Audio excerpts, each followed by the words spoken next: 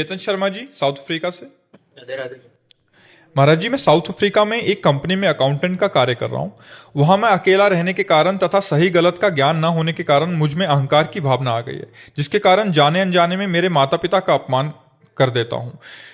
मेरे माता पिता ने आपको गुरु रूप में स्वीकार किया हुआ है। उन्होंने आपके वीडियो मेरे पास भेजे, जिन्हें सुनकर मेरे द्वारा किए गए माता पिता के अपमान को सोच सोच कर अभी ग्लानि सी हो रही है, जिससे मेरा मन अस्थिर है। महाराज जी, अरे वो तो प्रायश्चित हो गया। जैसे हृदय में जलन हुई ना, तो वो पाप कट गया। अगर अभी माता पिता उपस्थित हैं तो उनकी सेवा कैसे भी बने अब कर लो, अब चूक ना करो। वो भगवान है। मातृदेवो हो पितृदेवो हो। हम आपको अपने पिता की बात बता रहे हैं। हमारे पिता जिस दिन हम भागे उसके 3 दिन बाद हमको पकड़ा गया। खोजबीन सब शुरू हुई तो 3 दिन बाद पकड़ा गया कि एक गोरा लड़का है वहां जंगल में देवी के मंदिर में रह रहा है।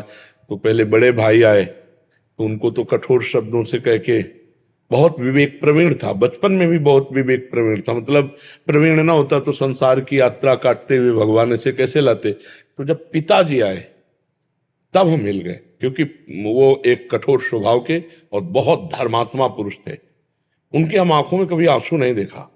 बहुत ही दृढ़, सर्दी गर्मी भूख प्यास सब बर्दाश्त करके संतों की सेवा करना। और गृहस्थ एकदम किसान आदमी ऐसे। तो जब वो आए तो हमारे मन में आया कि मारेंगे अगर हम आंख खोलेंगे, बात करेंगे तो उत्तर हमारा मानेंगे नहीं है, और इनकी हम अवहेलना कर नहीं सकते। तो आंख मूंद के बैठ गए। जो ही देखा पिताजी आ रहे सो आंख मूंद के बैठ। वो नजदीक आए अपने स्वभावश, उठ खड़ा हो। नहीं खड़े हुए। खड़ा हो, नहीं खड़े। तीसरी बार का आप खड़ा हो जा तो हमें लगा डंडा पड़ेगा चौथी बार। तो खड़े हो गए, बच्चे ही थे, खड़े हो गए। तो चाचा जी वगैरह उनको बड़े भैया कहते थे। तो हम भी पिताजी नहीं कहते थे, हम भी बड़े भैया कहते थे। तो हम कहा बड़े भैया आपसे एक प्रार्थना करें। उनका बताओ।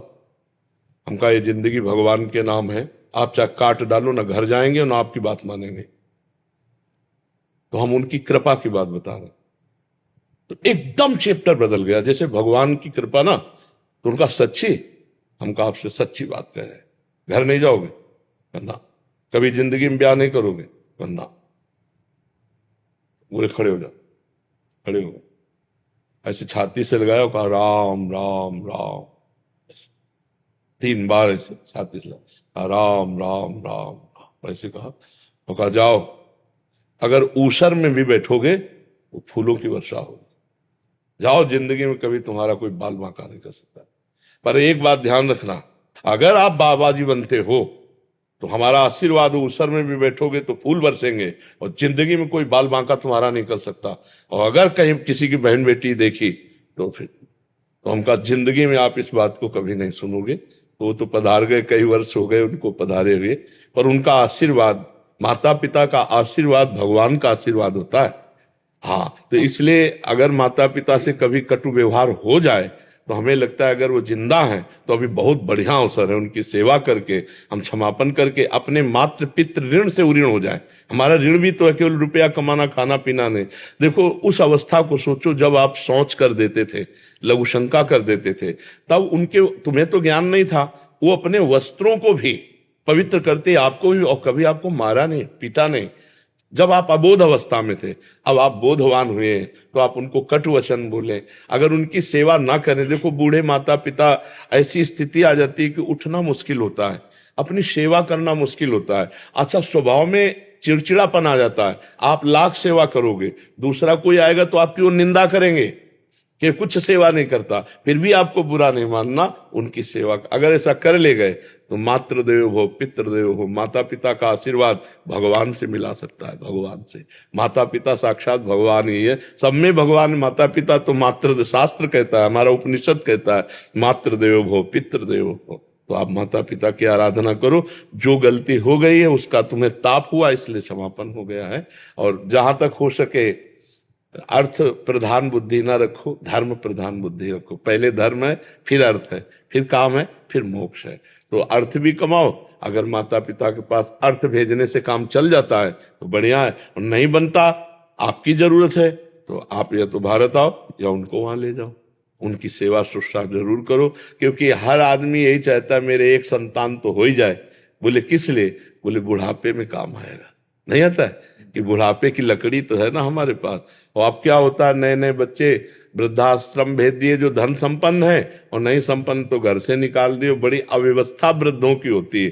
तो जिन घरों में बड़े बूढ़ों का अपमान होता है उन घरों में कभी लक्ष्मी सफल नहीं होती, शांति नहीं, सुख नहीं, बड़े अशांति होगी, पक्का समझ लीजिए। और जो अपने माता पिता का अपमान करते हैं उनके पुत्र कभी ऐसे प्रवीण नहीं हो सकते कि वो अपने माता पिता को सुख दे।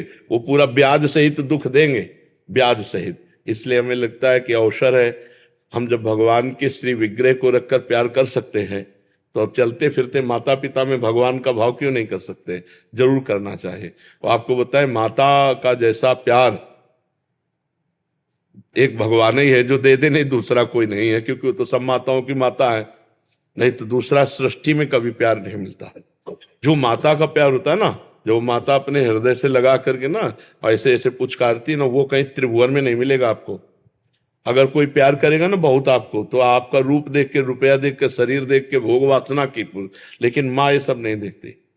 अब भी जाए, इतने बड़े हो, घर जाओगे ना तो भोजन पाया, रास्ते में भोजन पाया तुम, अब देखो पाओ और सो जाओ, फिर बात करेंगे। मतलब वो आपको सुख देने की बात सोचेगी आपके लिए। तो इतने बड़े हो लेकिन वो ऐसी बात करेगी कि जैसे लगता है छोटे बच्चे से बात कर रहे हो। संभाल के जाना, वहां देखो ये हम दे रहे हैं, ये उस समय खा लेना और इसे भूलना नहीं। मतलब ये प्यार कौन देता है? हाँ, संसार में तो सब स्वार्थ का व्यवहार चल रहा है। माता पिता को जरूर पूजा करनी चाहिए, माता पिता की सेवा करनी चाहिए। हम तो कहते हैं और भगवान विराजमान करो मत करो, माता पिता की आराधना कर लो, इसी से भगवान मिल जाएंगे, इसी से भगवान मिल जाएंगे।